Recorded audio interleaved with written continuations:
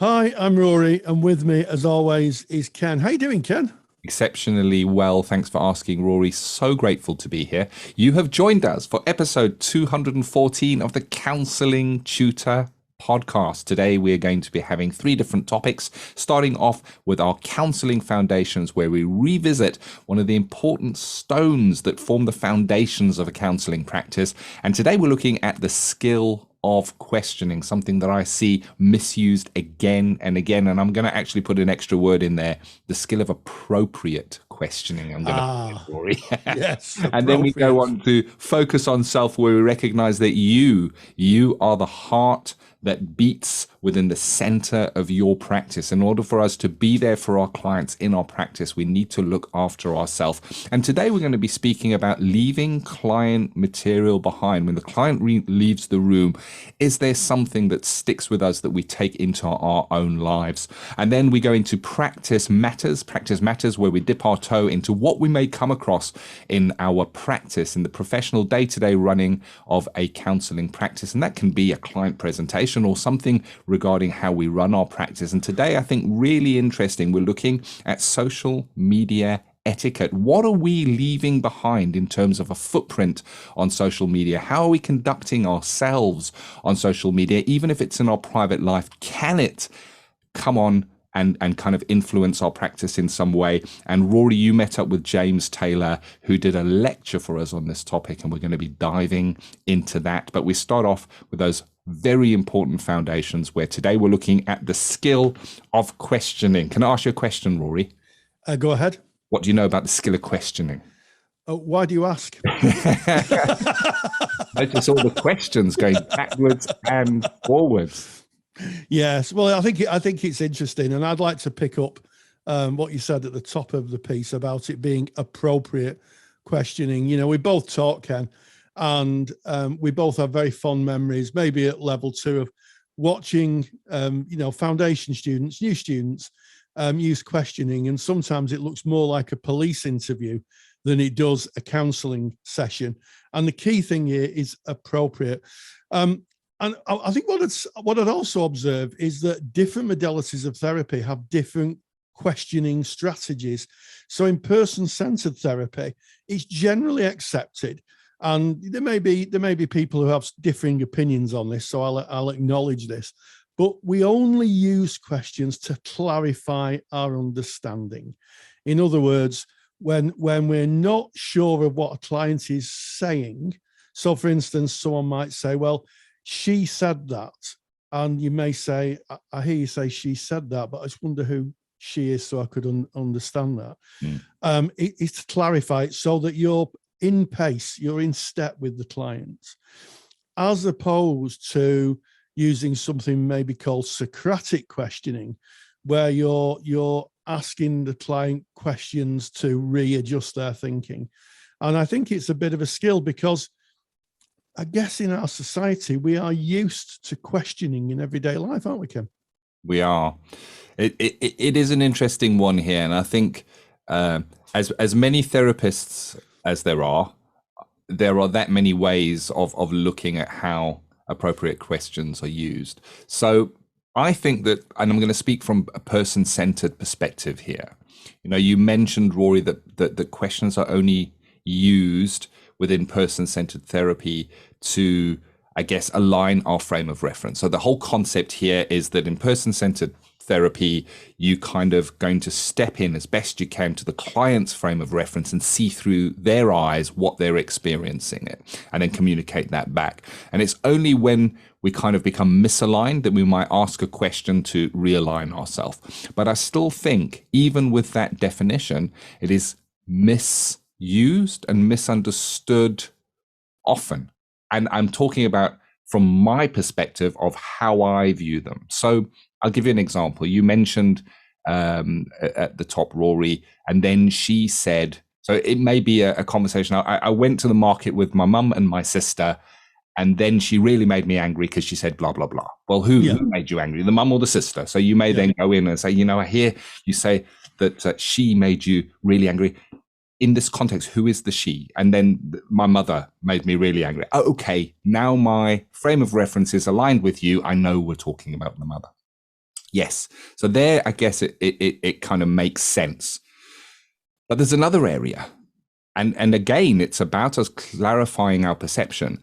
Maybe the client would make a noise. Maybe we'd say something and the client would go, oh. We can ask a question about that to clarify our understanding, because what does oh mean? So you might step in and say, now I hear when you're making that kind of sighing noise, something might be coming up for you. I wonder what that might be. That's a question, but it's a question that aligns you with the frame of reference of the client because they brought it in. And I think where it becomes inappropriate in person-centered therapy from the model itself is when we are satisfying our own need or want to know something. So I went to the market with my mum and my sister, and she made me really angry. And it was my mum who made me really angry. That's interesting you said that. How have you been getting on with your mum lately? Yes. Is an inappropriate question because it's not from the frame of reference of that person, even though it may be in context. It's me wanting to know that bit of info. Yes, and I think that brings us to the element that we've always discussed when we train together, Ken. Who is the question for? Yep. Is it for you to be able to better understand the client's frame of reference, better understand, the direction that they're looking at, if you want to use a more visual cue, or is it to satisfy our own curiosity? And if it's to satisfy our own curiosity, we're going down the rabbit hole of kind of entertaining ourselves. I think, client work is not, is not a soap opera or, a kind of tabloid headline. And I think sometimes we can be faced with clients whose stories you probably wouldn't even hear on a soap opera because they are so difficult, so complicated. And sometimes, I've heard stories and I've said to my supervisor, I just don't believe that kind of thing happens. I'm not disbelieving the client, but it's just so new to me. And I think that when you become overly curious in the service of yourself, then what you're really doing is you're using the client to entertain you and to educate you. And I don't think that's what therapy is for. Therapy is about being the best for your client, being able to facilitate the client and in the direction they want. But you make a very good point. We should only use questions to clarify our frame of reference and understand where the client's coming from. From a person-centered model. And of course, as you mentioned at the top of this, Rory, if you're working with a different model, there may be a requirement to ask questions. If you're working with CBT, for instance, you're going to be asking probing questions to understand and to get the person to think and describe what's going on for them. So it is model specific. And I look back to my time when I worked in drugs and alcohol, and when doing work in drugs and alcohol, certainly with the modality that I was practicing at that time, there were directive informing questions where I, as the therapist, needed information. I needed to know, have you been drinking this week? How much have you been drinking this week? How did that affect you this week? What impact did that have on your family? That's very directive and very probing, which is kind of contradicts what we've just said from the person-centered model, because it was 100% for my frame of reference. But there was a need to know from a risk evaluation perspective. And I think as soon as it comes to hidden risk or when we're looking at risk, there are times where we'll need to ask directive questions.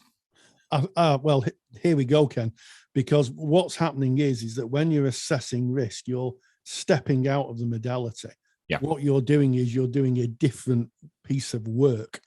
And, so somebody might come to you and say, I'm thinking of taking my own life. Good practice would be to ask them, do they have a plan? And if they say no, and you may then say, have you ever attempted to take your own life before? And they say no, you can pretty much say that there's no plan in place and the risk is lower. There's not no risk, but it's lower than you ask the same question to a client and they say, yes, I've got a plan. I've got some pills that I'm going to take when I get home, and I've attempted suicide. I've attempted to take my own life before.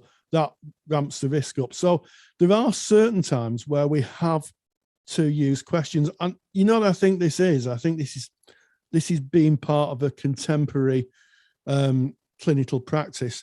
I think in the times when person-centered therapy was invented and evolving, it was a different era. It was a completely different era. And I just don't think they had that kind of mindset in place. We now have, we're now accountable for our clinical work. So sometimes we have to step out of the modality we're in to be able to assess and manage risk. Definitely. So where risk is concerned, questions, the appropriateness of questions would change. And then I guess there's thinking that suggests that when we are working at depth with a client, and I think it was just last podcast when we were speaking about relational depth and what that is. So if you're interested in that, Counselling Tutor, that's our website. Go to the podcast tab. Today's episode is 214. And if you go to last week, that was 213, and you'll see all about relational depth there. When we are at depth with a client, when the client is in the process, they're in the zone, as it were, where they're right in the emotions of what they're presenting. They're refeeling it and bringing it into the here and now. They're using emotional words.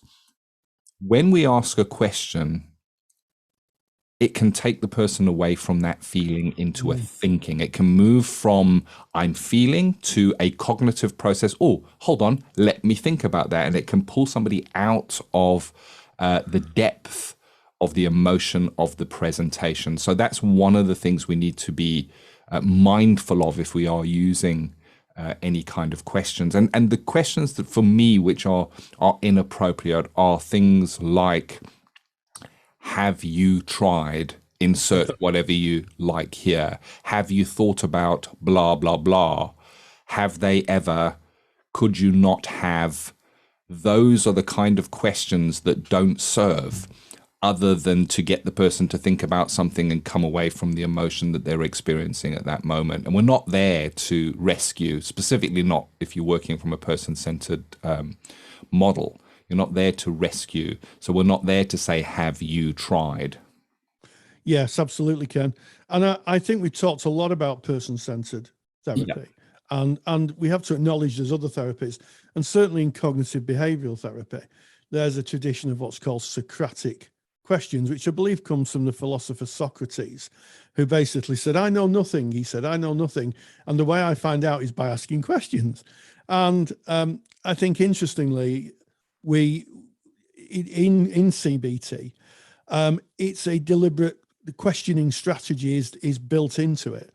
And one of the reasons is that with Socratic questioning, there is an amount of discomfort in the response to the question, because as you say, Ken, when you said to your client when you worked in alcohol services, how much you've been drinking this week, that brings forward to the mind of the person exactly how much they've had to drink. Yeah. And it brings it into sharp relief. And I'm sure that when you ask that question for the right reasons, there was an amount of discomfort there as people are faced with the reality of what's going on for them. And in certain treatment pathways, it's only when people grasp the reality that they can make changes. So, I think we have to be thoughtful that questioning itself is fairly benign. It's how it's applied within the modality. And CBT is all about changing our thoughts. It's basically classic CBT. I know there's third wave CBT that integrates the emotional aspects. And I know a lot of CBT therapists would work on an emotional level. They're not interrogators. But it does go to prove, doesn't it, that just the skill, just using questioning is so different within two specific modalities. Yes. And of course, there are other modalities that are question based, and it's about the appropriateness of that. If you're practicing within those modalities, you will be asking those questions for a very specific reason linked to theory that underpins why those questions are important. And I think that's the importance here, and it's about what is your training, and what is the reason for the question. And we're not the experts at all. No. We're two colleagues. We're here discussing it, having a chat about topics that interest us, things that come up on our Facebook group. And we encourage you to ask these questions about questioning to yourself as well. What does questioning mean for you? Do you find that there are certain questions that might be quite directive that are effective? I don't know. Have the conversations. It's definitely a topic worth thinking about. And if you want to delve a little deeper, Rory has created what we call the super duper handout. I always call your handout super duper, Rory. Thank you very much, Ken. They are super duper, though. They're so concise. Rory has a special skill of taking lots of theory and just condensing it down into just the stuff you really need.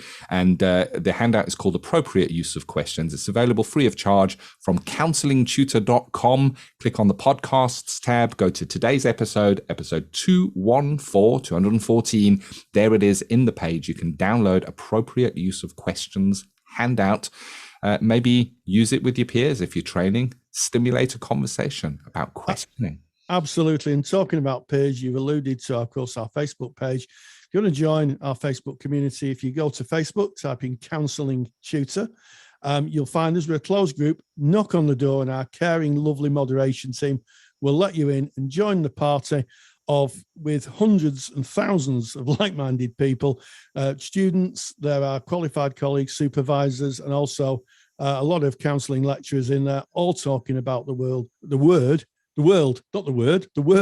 of counselling and psychotherapy. So pop yourself in there, and why don't you ask some questions in the group? You see what I did there, Ken? I do. I tell you, this is like a laugh a minute, Rory. Me and you, anyway. It is. So, moving away from our counselling foundations and that appropriate use of questions, we now go into focus on self, where we recognize you as the practitioner. You are the heartbeat of your practice, and we kind of try to look at something that we may come across in practice that has an influence on us. And I think it's a great topic that you've chosen today, Rory. And, speaking about the Facebook group, I know this is, again, a question that comes up in the Facebook group again and again. So definitely go and join that. And the question is around, you're in practice, a client comes in, we're sometimes dealing with some pretty heavy emotional material. The client leaves, and a couple of hours later, you still got that story, that narrative, that client's material banging around in your head. It's almost like it didn't leave with them, Rory. And this is the topic about leaving client material behind. And it's interesting. When I picked this topic, I was transferred back to a warm September afternoon in 1999, where I was sat in my introduction group.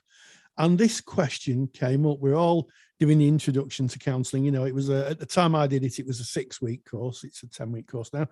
And I remember this being brought up, and our tutor, Annie, she said, what I do is at the end of a session, I take all the negative emotions that are in the room, all the hurt and the pain, and I imagine a waste paper basket, and I put all that in the waste paper basket. I cram it in, and then I physically get up, walk towards the invisible paper basket, turn it upside down and empty it. But it does speak to the fact that we are human and we are vulnerable to being breached. I call it being breached. I can remember many years ago when I was a school counsellor, and I had a client, and they told me a story. And as they're telling me, I thought, I'm breached. I'm breached. I want to take this client home. Come and live with me. come and live with me. And I really, through the session, I really, really had to bracket myself to stay into the frame of reference. And I can remember when the client left, I just gave a big sigh. I went for a walk around the school. And here's the thing, Ken, it wouldn't go away. This client permeated my waking thoughts and my dreaming sleep. And eventually I had to have an early supervision to walk me out of it. And I fear if I hadn't have done, I may have become quite unwell because I just couldn't get it out. I just couldn't get it out of my mind. Not the client's fault. It was just that it had breached my emotional boundary, which is unusual for me because I'm fairly robust, I think. And it was really interesting. What came from it was really interesting. The supervisionary encounter was really, really profound for me. And it also drove home the element of transference, which is so important. It wasn't about the clients. It was about me. Yeah. As you were kind of relating how that impacted on you, the first thing that came to mind for me was transferential. And I guess, this is a really interesting topic, and it's interesting because as caring professionals, we go into being a caring professional because we want to make a difference, because we really care about the person who's in front of us. We really care about the material they're bringing, and we're part of that material with them. It's a relationship. We're embroiled in it as they bring it, and we're called on to do that, to be with them as if seeing it like they're seeing it, and then when the client leaves, it's it's almost unthinkable that we would have a magic switch that we would go, we could take really heavy emotional material and go, click, okay, well, there we go. Moving on. Next. Yes. In the same way as you might watch a film or a documentary or something that may move you, it may stick around with you a little bit afterwards. And I think it's important to have methods of dissipating that. Now, there's going to be times when it doesn't dissipate, and that's you've given an example of that, Rory, which would lead you to need to take further action, which we'll discuss in a moment. Rory, you mentioned supervision, but I really liked how you started with your first trainer from your concepts in counselling training, Rory, where there was a description of going through a thought process when a client leaves, of taking the material, the negatives or whatever it is, and putting it somewhere.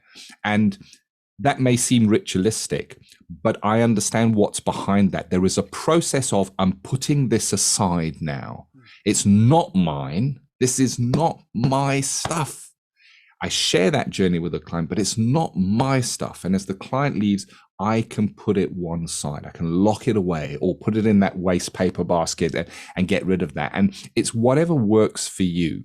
It may be writing your notes, your client notes works for you, because it's a way of getting it out of you and putting it down on paper. I've spoken to people, a number of people who've said that they don't type their notes. They need to handwrite them. There's a cathartic process in getting that information out, in handwriting it. Of course, journaling is a great place where we can get those thoughts and emotions out from with us. And it may be natural for something to linger just for a little while, but as soon as it starts sticking around, as soon as it's present in a different client's journey, you've got another client in the room and your head is still with another client, or many hours, maybe a day after the client has gone, it is still with you. That is an indication to take it further. And you mentioned supervision, Rory. Yeah, absolutely. I mean, I have the 48-hour rule, which we used to teach. If it's still rattling around in your mind after 40 hours, speak with your supervisor.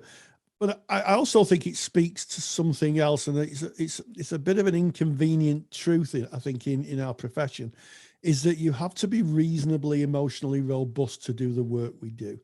And to get to emotional robustness, is one of the reasons why we're asked to undertake our own personal therapy while we train. And I think it's about being very, very realistic. Are there certain presentations that could give you a difficulty? And I can give you an account of someone I knew who was a very, very competent, very put together person who ended up being sectioned under the Mental Health Act. And it turned out that they'd sat in front of someone who talked about a certain issue that had impacted them in the past. and it completely bottled them to the point where they're at one point under a compulsory section. Now, I don't want to scare people here. The chances of that are very few and far between, but it does speak to thinking about what clients you're working with. You know, I think having a mixed client load is very, very useful for our own mental and emotional well-being. I think if we're seeing one intense, and I use the word respectfully, heavy duty client after another, there's going to be an accounting for that. And we need to be very, very, very thoughtful. But you're absolutely right. Some way of being able to release that energy. And I think there's no better way than process notes, where you're writing your own personal journal and your own feelings to get it onto paper. If you're like me and you don't write too well, why don't you record it? I find that very cathartic. I'll sit with my microphone and I'll just record my feelings, and then maybe 24 hours later, I'll just put the earphones on again and play them back and be able to see the difference now from then. But you definitely need a strategy to look after yourself in this work. Yeah. And that recognition of when this needs taking to another level into, and supervision is going to be your place to take that in. Yeah. And I think about it as like drinking something cold. You know, you can drink something cold and maybe your teeth might ache a little bit afterwards, like, you know, just for a few minutes. I'm speaking about myself here. That's very different to if you drink something and suddenly it kind of almost sends you through the roof. And that would indicate there's a hole in your tooth. That's different to the cold just affecting the teeth. And the same is true here. You know, we can take on and carry maybe a little bit of a remnant, a little bit of dust from a presentation. But there are other times when our own maybe subconscious processes will be triggered.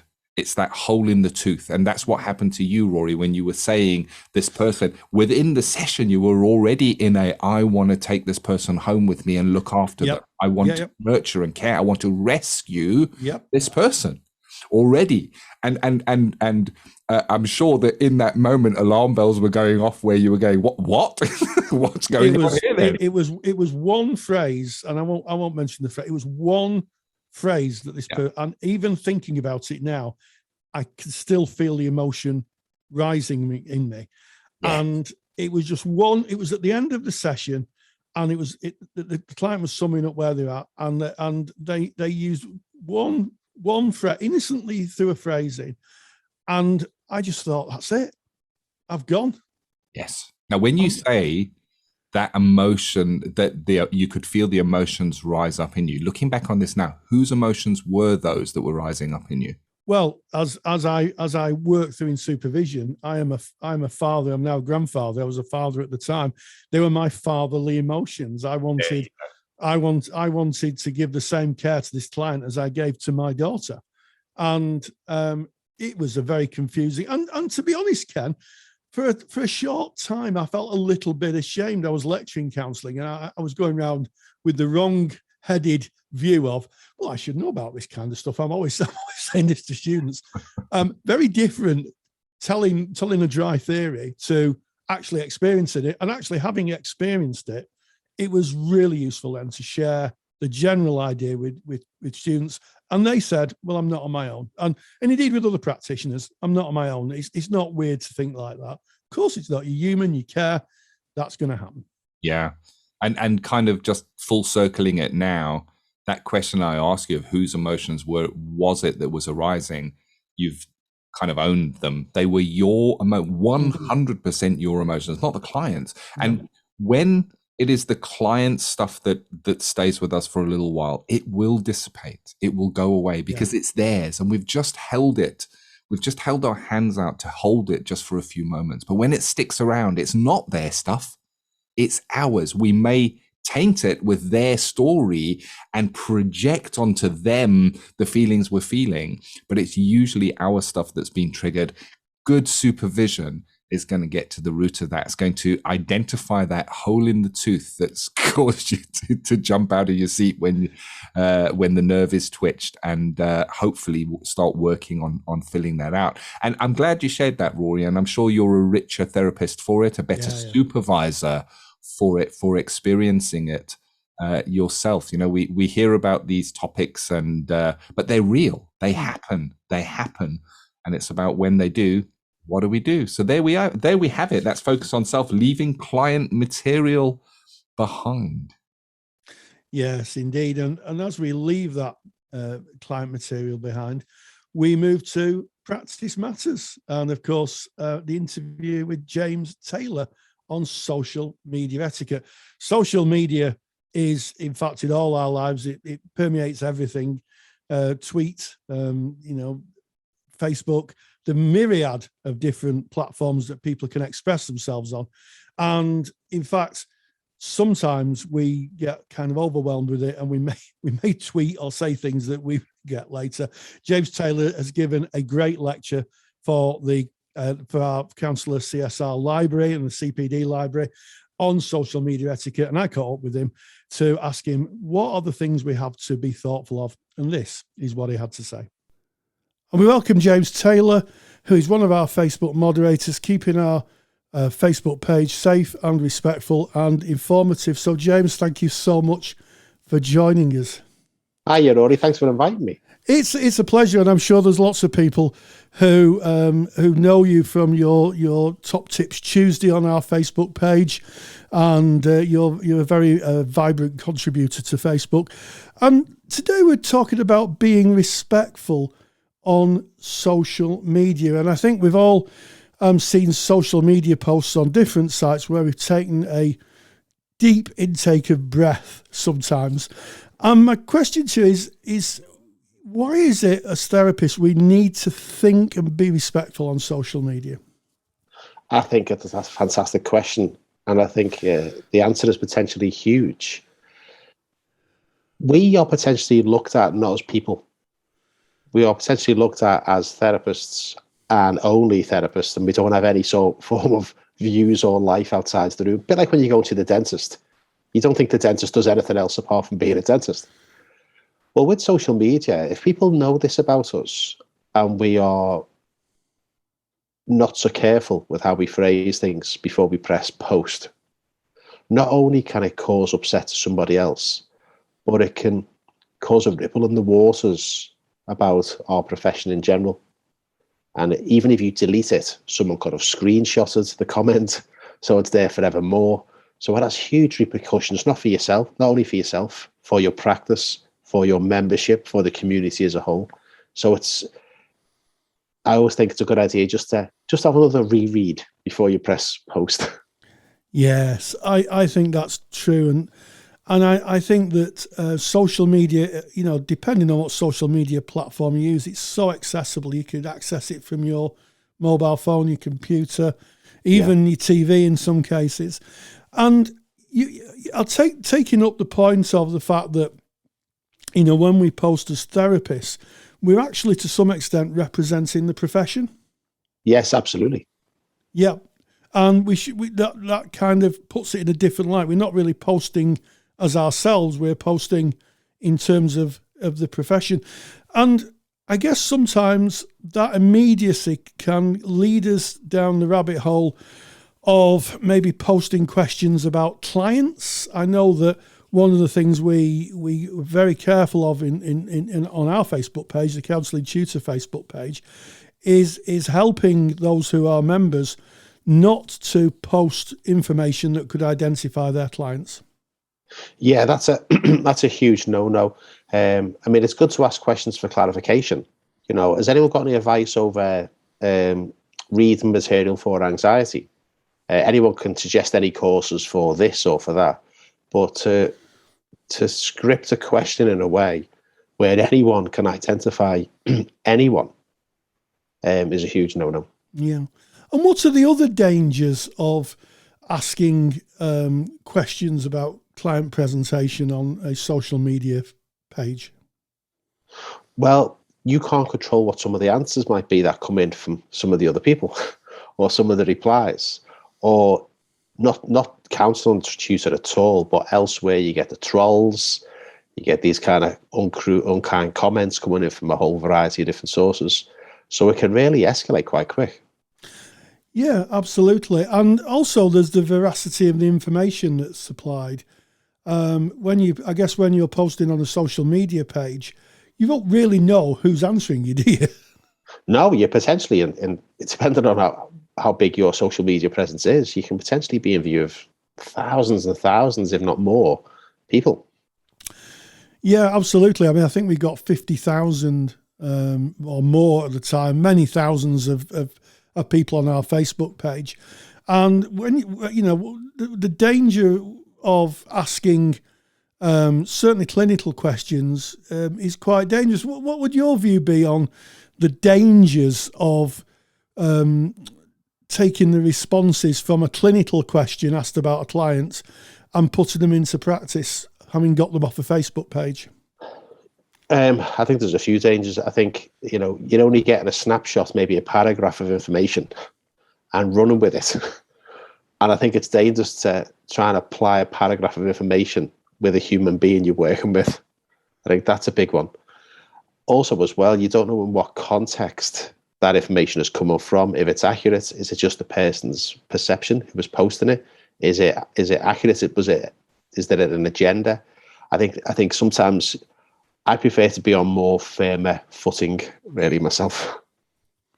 Yeah, absolutely. And, I've always said that if you've got a pressing question about a client, it may be best to press the speed dial on your phone and speak to your supervisor rather 100%. than pressing Facebook. But we're so used to it. I was asking questions about how to level a washing machine on a Facebook group the other day. And it was, I'll ask on Facebook, I've got this immediate problem. My washing machine is rattling away like it's going to explode, and it needed leveling, and I had to ask a question. And I guess that sometimes therapists come out of a session, they've got something on their mind, and we're so used to this kind of an instant answer on our phone that we may ask a question not realizing the ramifications. Absolutely. I mean, I think if people were as simple as washing machines, our profession wouldn't exist. But people are a little bit more articulate than that, so need the proper care, really. Yes, I mean, the answer to my question was get yourself a spanner, a 17 millimeter spanner. And that worked. And that worked. But it is a little bit. You're absolutely right. People are more complex and it's more nuanced. I think. In terms of the kind of posts that as a moderator you may remove, or I know that you write to posters, what are the kind of themes that come up where you might have to write to a poster and say, can you just kind of moderate what you're doing? It can be a few things. It can sometimes be, I've got this client who is suffering with, let me just think off the top of my head. So they might say, I've got this client who's having a relationship problem with the husband, and any ideas of how they can have couple counselling. Well, that's a complete no-no, because not only are you disclosing what the client's saying to you, you're disclosing about the client's husband. Yes. So it's just a huge. So that's one type of thing. Another one could be if someone's talking about a family member of themselves. So it could be something along the lines of, my son has ADHD. Does anyone have any advice? Well, the son may not want the fact that they've got ADHD be put on a social media site with almost 50,000 members being aware of it. And as moderators, we don't know if the son is okay with it, if you've given permission, if that should be out there in the first place. So to err on the side of caution, we have to then contact a member and say, can you reword that? Anyone advice around, or anyone have any good information or read material for regarding ADHD? So if they word it a certain way, and sometimes it can just be a few words, and the whole post is now okay, compared to being not okay. Yeah. So a post saying, any advice about any advice about a teen with ADHD or resources for a teen with ADHD is a general question that couldn't be kind of attributed to any individual person. Yeah. And I think it's really interesting because I think sometimes we don't realise just how accessible we are on social media. So, I've got a very unusual name. We were talking about it before we hit the record button. Rory Lees Oakes is a very unique name. And I know from the analytics software that we use, and anyone can use, that I get lots of searches. In fact, one of them is Rory Lees Oakes married. And the answer to that question is yes, I am. So, we know that I can hear hearts breaking all over the country as you're saying that, Ronnie. I think not. I think not. We'll move on.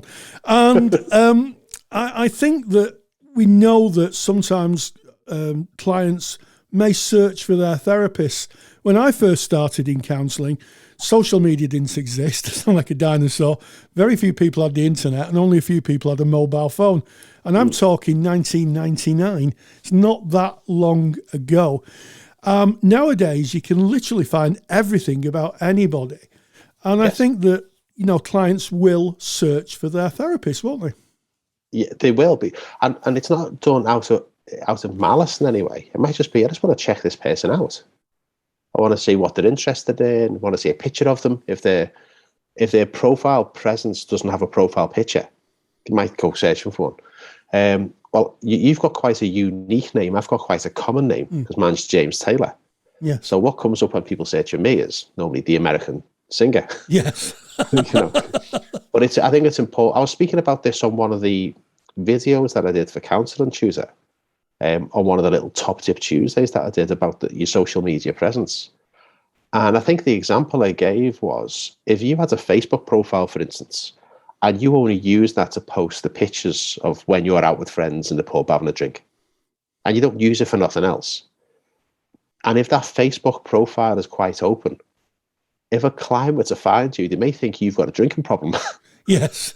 But that's only a snapshot of your life. Yes. So, but clients they're trying to bond. I think they're trying to, make a connection somewhere. Yes. And also, of course, one could argue that having a strong kind of political beliefs could impact, on your Facebook, on social media, could impact on the therapeutic relationship. It may be that, a client looks you up and doesn't particularly like your politic for some reason. Yeah, I mean, there's so many things that, anyone can take umbrage to anything, really. Yes. But it's just being aware of what's on your own social media presence, I'd suggest. And lock down your profile so only your friends can see. Only the people you actually know can see what's on your stuff. The point I'm coming to is that we could be searched and people could form a view via very little piece of information. The final question I wanted to ask you, it's one that comes up a lot, and we hear it not just in social media, but in general society, is the aspect of free speech. I should be entitled to say anything I want at any time I want, and I shouldn't be audited for that. And I think that's a particular tricky one where we look at Facebook pages, because some people have very strong views on things. Yes. And in communities, that could cause some difficulty, can't it? It can. I mean, it's. I agree that we should be able to say what's on our mind, and ideally, be delivered with kindness. Yes. And I think sometimes it's the last bit that's missing. Yes. Yeah. So the idea that we should have free speech, but we need to think about the impact our free speech may have. Yeah, I mean, I would truly be mortified if I posted something and I inadvertently offended someone else. But a bit of one of the Top Tip Tuesdays that I've done, it's about controlling what you can and don't try and control what you can't. So you can't control what you post. You can't control what your profile settings are. You can't decide to press the post button or do a little edit beforehand. What you can't control is how everyone else is going to perceive it. But if you're coming at it from a good, honest intent, I think you're halfway there. Yeah, and I think that's it. I think if people can see that your intentions are correct, people may still choose to take offence or choose to challenge, but I think if it comes from a place of genuine concern, there lies the heart of a debate. But sometimes debate on Facebook isn't particularly productive because you're people write, and sometimes that's not the best way they communicate. I think one of the problems as well is there's no tonality in the written text. Me and you are having a conversation now. I can pick up inflections in your voice if I'm being asked a question. On a written text, it's just so you're getting a snapshot of a snapshot. Yes. So it's easy to get the wrong end of the stick. Yes, absolutely. And then, of course, sometimes we get disinhibition effect where people feel they can say something and type in because they're not in front of the person. It's the old thing. Would you type what you're going to say, the context of it? Would you actually say it if you're stood in front of somebody? And that's my litmus test nowadays. It is, and it's a good one to have. One of the common phrases for it is a bit of a keyboard warrior. Yes. This kind of stuff. But yeah, that's a huge thing, and I haven't really figured out why that's more acceptable to do that, and then press post, and not give a damn about the implications of what you're saying, or not caring about anyone else's feelings at all. Yeah. As far as I'm aware, the amount of people's opinions who've been changed by being abused on a social media or post are quite low. Yes. Shouting on social media probably doesn't change opinions, And there's a wonderful philosophical statement by Rumi, who was a Sufi scholar, I believe, who said, "Between right and wrong there's a garden. I'll meet you there. In between right and wrong there's a garden, and I'll meet you there." I like that, and I'm stealing it. My gift to you. And I think that sometimes debating really important issues across Facebook pages really isn't useful. I think it's the one thing that Freud and Jung taught us, that they fell out terribly because they wrote letters to each other. Yeah. It's funny. I remember it reminded me as you were saying that, and this is more perhaps for an older generation than a younger generation who may be listening to this. When I got my father on. My father's passed away now, but I got him on Facebook when he was in his 70s. And he was overjoyed because he was posting on Facebook, didn't really know how to use it. And all the grandkids were like, wow, granddad's on Facebook. But what he was doing was, and he didn't know the significance of this, he had the caps lock on his computer. So he was posting in capitals for everything without realizing in the terminology that's classed as shouting. So that's something to be aware of as well. If you're typing a genuine message out and your caps lock is on and you don't realize the significance, someone else can, again, because it's a snapshot of a snapshot, they can think, why are you shouting at me? Yeah. Or even if your reply was, yes, I understand, because you genuinely do understand, they could take it as you're being sarcastic with me. Yeah. Because you're shouting at me on text. You're absolutely right. It's the nuance, isn't it? It's the nuance is sometimes lost, and I have to admit that I have sometimes written things. I have dyslexia, and my communication by text is very difficult for me. I kind of bang the keyboard, make sure the spelling's right, and press send. And sometimes I think I wouldn't have said it like that, but I've written it in a different way, which is why anybody who emails me about questions, I usually make them a video, because I struggle with context in writing because I just can't do it. And I think it's a lesson for us all. If there was one takeaway from using Facebook or social media that you wanted to share with the listener, to live a kind of more fruitful and kind of more collegiate life in terms of, working with colleagues and working across social media, what would it be? It would be it'd be coming out from two ways. I'll come out from what you're doing and what others are doing. So the first one would be with what you're doing. I would say reread before you press post, and then just before you press post, reread it again, just to make sure, and try and see it from an impartial point of view. And I would say from an external thing coming in, you can't control what's coming in unless you're blocking someone. But know that it's just a snapshot of a snapshot. And if you keep from a good place at your end, if the other person agrees or disagrees, that's them. But if you do the best you can do at your end to look after yourself and this profession and be ethical, I think you're going the right way. Yeah, which kind of echoes what we do in our practice lives. So on those wise words, James, thank you for joining us.